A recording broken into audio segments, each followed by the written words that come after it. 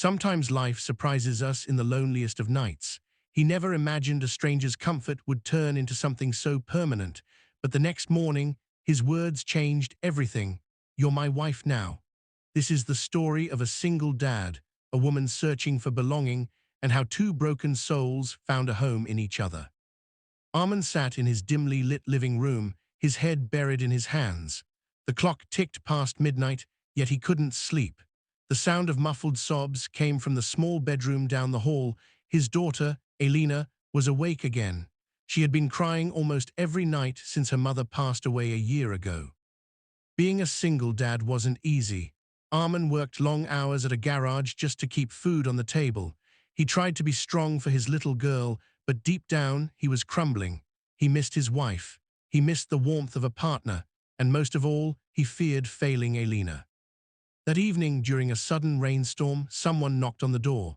It was Zara, his neighbor from the next block, drenched and shivering. She had just returned from her hometown after a heartbreak and was temporarily staying with a friend who had locked up early by mistake. With nowhere to go in the heavy rain, she asked if she could sit for a while until it eased. Armin hesitated for a moment. Letting strangers in wasn't something he normally did. But when Elena peeked out, her tear-stained cheeks showing, Zara's expression softened immediately. She knelt down, wiped the little girl's tears, and gently whispered, "It's okay, sweetheart. The storm will pass." That night the storm outside raged for hours. Elena refused to sleep alone, so Zara sat beside her, humming an old lullaby. For the first time in months, the little girl slept peacefully. Armin watched from the doorway, a lump in his throat. He didn't know why, but her presence felt like a missing piece sliding into place. When Zara returned to the couch, Armin offered her tea. They talked quietly about pain, loss, and the exhaustion of pretending to be strong. Zara admitted she had come back to the city after ending a toxic engagement. She felt unwanted, discarded, just another burden to the world. Something in their brokenness mirrored each other. Without realizing, they talked until dawn. The silence between them wasn't heavy, it was healing. Before falling asleep on the couch, Zara said softly, "Sometimes, even strangers can make us feel less alone." Armin sat there, staring at her, wondering how someone who just walked into his home could feel so familiar. The morning light spilled into the room, painting everything in gold. Elena woke up, ran to the living room, and hugged Zara tightly as if she had known her forever.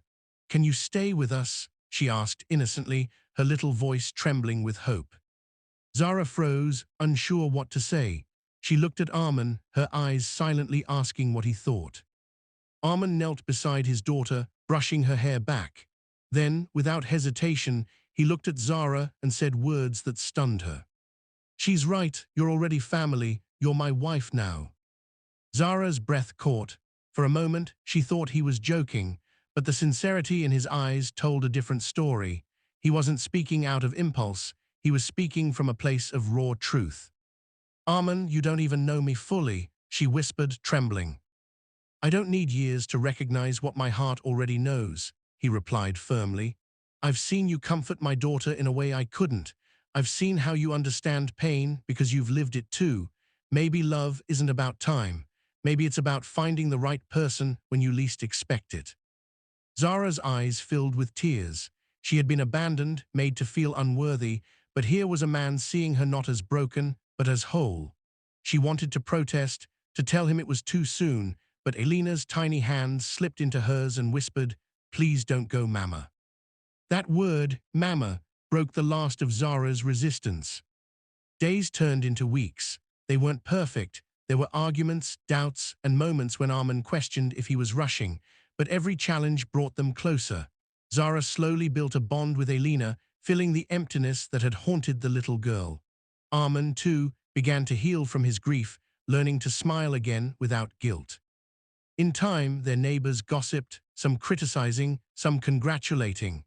But Armin and Zara stood firm. Their connection wasn't born from society's approval, it was born from shared pain and mutual healing.